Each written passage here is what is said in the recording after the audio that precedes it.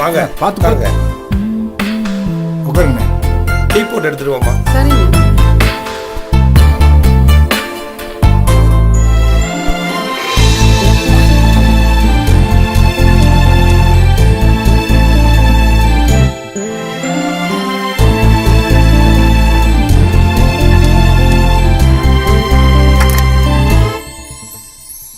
நாங்களாம் இருக்கிற வரைக்கும் உங்களுக்கு எந்த ஒரு பிரச்சனை வந்தாலும் நாங்கள் பார்த்துக்கிறோம்.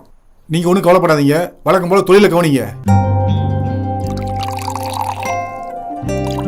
அந்த திருடங்களை பிடிச்சி பணத்தையும் நகையும் மீட்டாச்சு. சரி.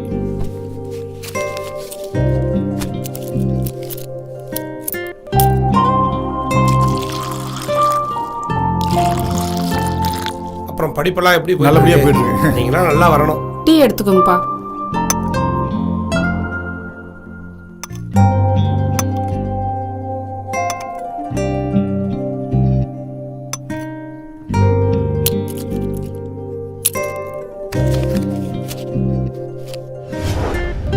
உங்ககிட்ட ஒன்று கேட்கணும்.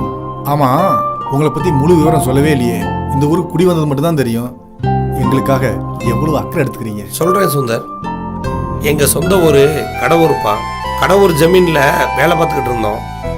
அதனால தான் என்னவோ ஒரு பிடிவாதம் வரட்டு கௌரவம் தானாக ஊறி போச்சு. எங்கள் பங்காளியில் ஒரு தங்கச்சி பக்கத்தூர்காரனோட ஓடி போயிட்டா. தங்கச்சியை பார்க்கலான்னு பங்காளிகளோட சேர்ந்து அவ வீடு தேடி போனோம்பா.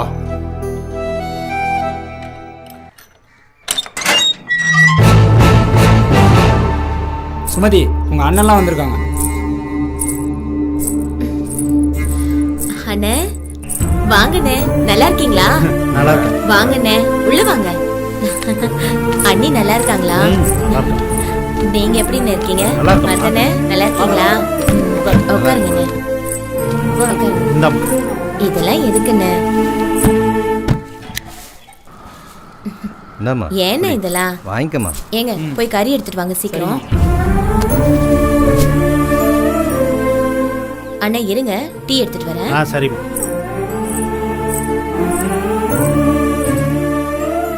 போயிட்டு வந்துடுறேன். போட்டோம்.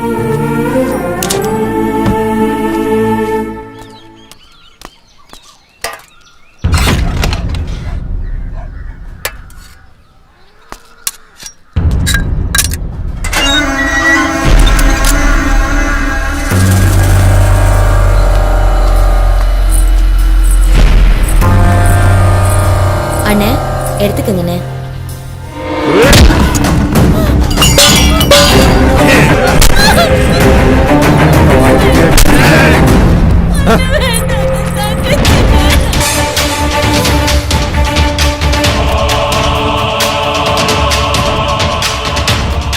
சுமதி, சுமதி.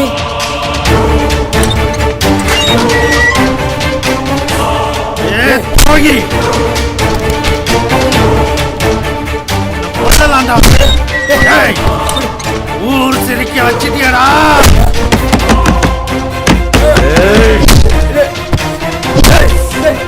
ஆவுடா.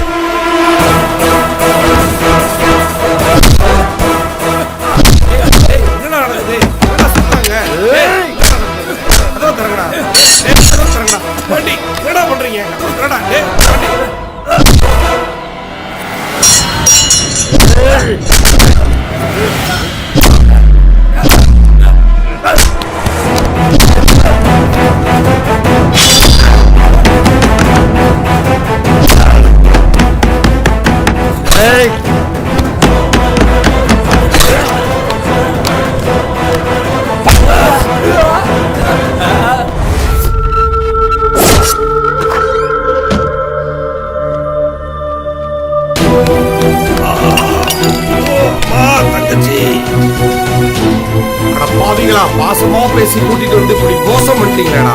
உங்க வெறி இன்னும் அடங்கலையா? இப்படி கொண்டீங்களேடா.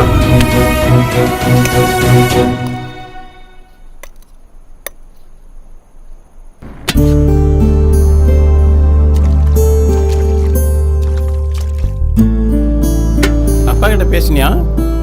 ம் பேசுனேன் தாத்தா. உனக்கு மாப்பிள்ளை பார்த்துருக்கான். இந்தோனேஷியாவிலே பெரிய தொழிலதிபரான். உனக்கு சம்மதம் தானே? தாத்தா எனக்கு கல்யாணம் வேணாம் தாத்தா.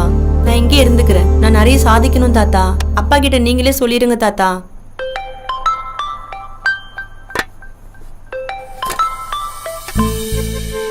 அம்மா எப்படி இருக்கீங்க? நல்லா இருக்கேன். ரத்னாவுக்கு மாப்பிள்ளை பார்த்திருக்கேன்டா. அதை பத்தி தான் தாத்தா சொல்லிட்டு இருந்தாரு. சரி அவகிட்ட கூட இந்த அம்மாட்ட பேசு. சொல்லுமா. என்னடி நல்லா இருக்கியா? நல்லா இருக்கம்மா. நீங்க? நல்லா இருக்கேன். உனக்கு நல்ல மாப்பிள்ளை அப்பா பார்த்திருக்காரு. ஓ எனக்கு வேண்டாம். சரி தாத்தா கிட்ட கூட. அம்மாடி நல்லா இருக்கியா? நல்லா இருக்கேன். நீங்கப்பா? நான் நல்லா இருக்கேன். அம்முக்குட்டி கல்யாணம் வேணாங்கிறேன். அவ அப்படிதான் சொல்லுவா. நீங்க பேசி சம்மதிக்க வைங்க. சரிம்மா. குட்டிமா உன் விருப்பத்தை சொல்லுமா. தாத்தா நான் இங்கே இருந்து இயற்கை விவசாயத்தை பத்தி ஆராய்ச்சி செய்ய போறேன். எனக்கு கல்யாணம் வேணாம் தாத்தா. விவசாயமா? நம்ம தொழிலாடி அது. நம்மலாம் வேற. அதை புரிஞ்சுக்க. என்ன வேற? நீ பணத்தை வங்கியில போடுற. விவசாயிங்க நீ சாப்பிட மண்ணுல போடுறாங்க. அதை நீ படிக்காத. எல்லாம் எனக்கு தெரியும். உன் வேலையை பாரு. ஏய் நீ யார நினைச்சு இப்படி எல்லாம் பேசுறேன்னு தெரியும். விட மாட்டேன். பாத்துக்கலாம்.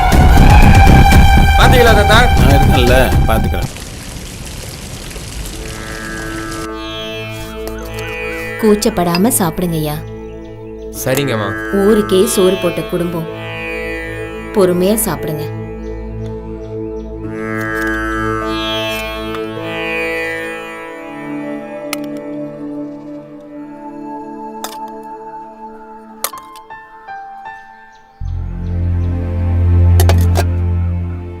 என் கூட கல்லூரியில் படிச்சவங்கப்பா. அப்படியா?